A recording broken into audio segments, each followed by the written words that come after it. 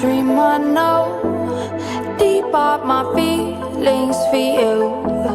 Watch.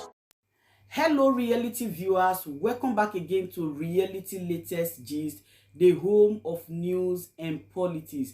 For this channel, we dey drop news every day and we dey react to every videos wey comes our way. And na reality news now we dey drop for this channel, and we dey also dey talk am as e be. If today na the first time we say you dey come across this channel, you are highly welcome. Thank you so much for stopping by. And if you are returning subscribers, I appreciate all of una for una massive support to this channel. I say may God bless all of una in Jesus name.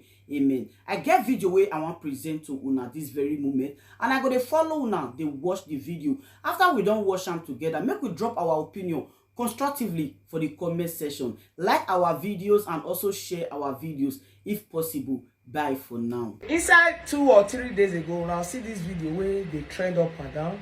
This finance minister, watch the video before I play that one, guys. Ça va. Vous pouvez vous asseoir.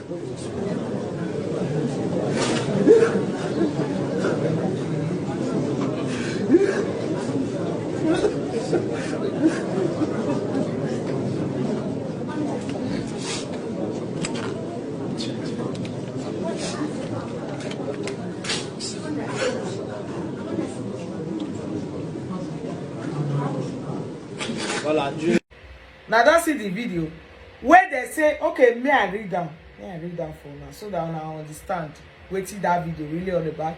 Finance Minister of Niger Republic break down in tears, having been told by the new military group heading the country to account for all in the next 48 hours or face execution by firing squad.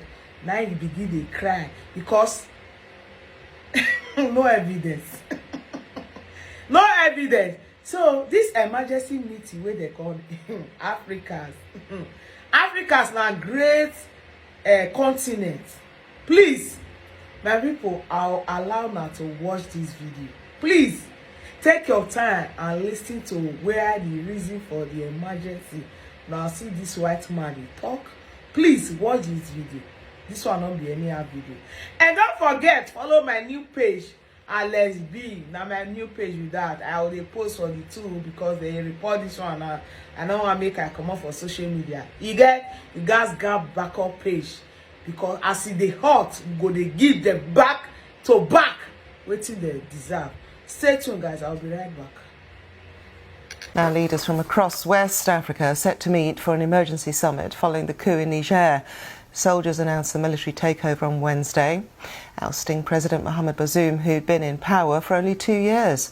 On Friday, the head of the Presidential Guards Unit, General Abdourahmane Tchiani, announced that he was Niger's new leader, saying that insecurity, economic woes and corruption had led him to seize power. Now, countries including key allies of the US and the EU bloc and France say that they will not recognise the coup's leaders, with some suspending security cooperation and budgetary aid. Well, there are concerns in the West about which countries the new leader will now align with, potentially moving closer to Russia, which took place after coups in neighbouring Burkina Faso and Mali.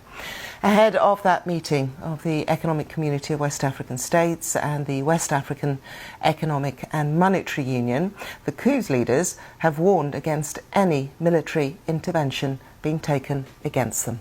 Earlier, I spoke to James Barnett, a senior fellow with the conservative think tank, the Hudson Institute, and he told me about the coup and whether or not it had come as a surprise.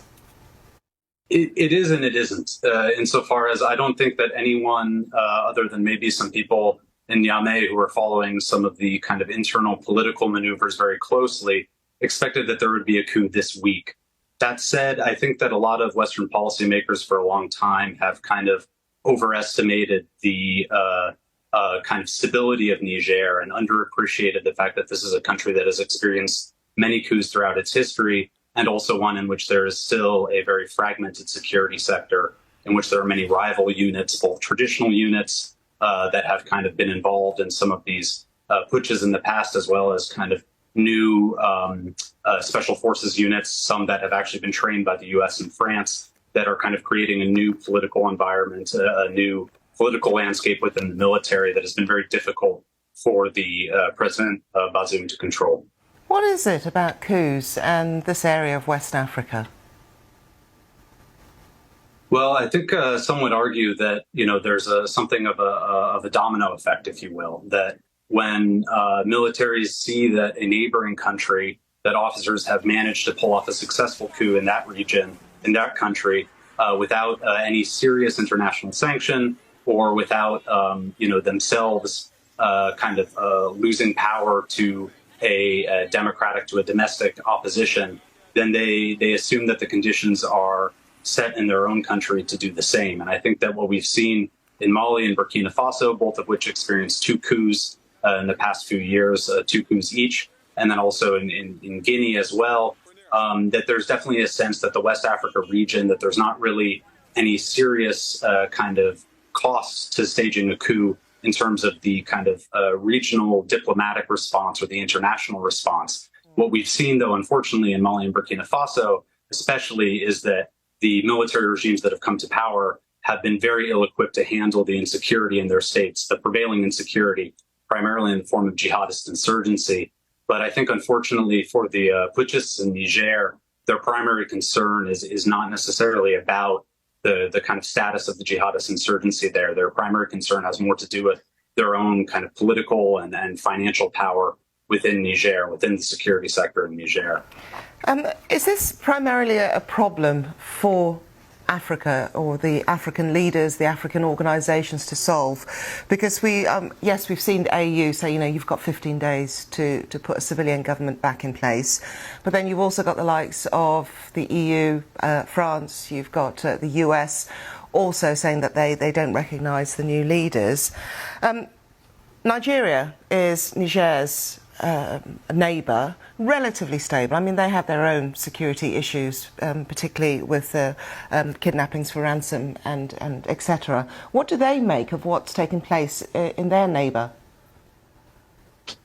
Well, I think that the impression I'm getting, speaking to friends and colleagues in Abuja and such, is certainly that there's a concern about kind of the broader impact on regional stability that this coup might have in Niger. I think, we can read for ourselves the statements from President Bola Tinubu of Nigeria. He's been very quick to condemn this coup. I think he's trying to make a statement. This is very early in his tenure with it as being chair of ECOWAS. So this is a very early challenge for him. And I think he wants to come out and kind of make a forceful statement. We'll see tomorrow, or later today.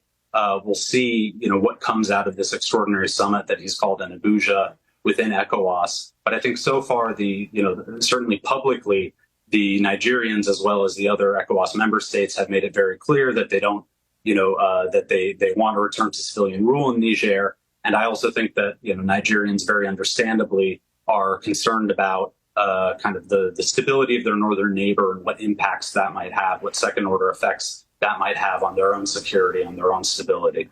James, there are lots of words of, condemning these coups and lots of meetings by these organisations. Does it ever change anything? I mean, is there a carrot or a stick? Because it doesn't seem to change very much.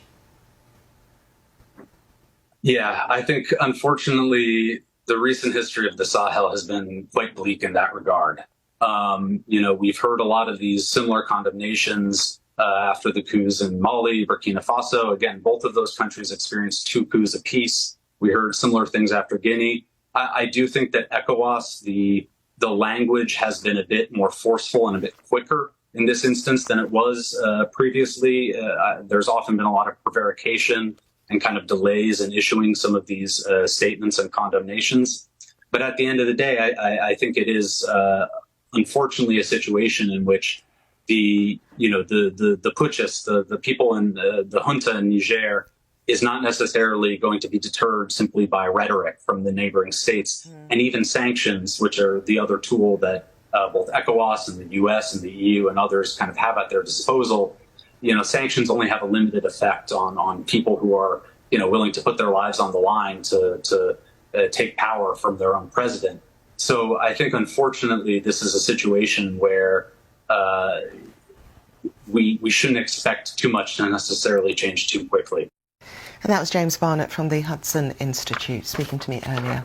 So if you did right, wanna still leave una comment below. If you did bad, wanna still leave una comment below. Una remember, say everybody gets freedom of speech. Okay? All right. Thank you very much.